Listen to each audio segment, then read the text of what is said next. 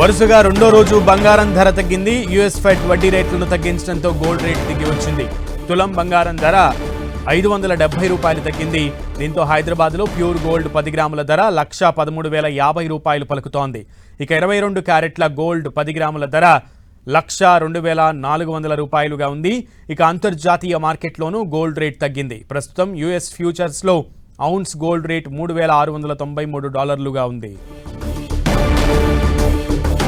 వరుసగా రెండో రోజు బంగారం ధర దిగి వచ్చింది. దీంతో యుఎస్ ఫెడ్ వడ్డీ రేట్లను తగ్గించడంతో గోల్డ్ రేట్ తగ్గుతున్నట్లుగా తెలుస్తోంది. యుఎస్ ఫెడ్ వడ్డీ రేట్లను తగ్గించడంతో గోల్డ్ రేట్ శాంతించింది.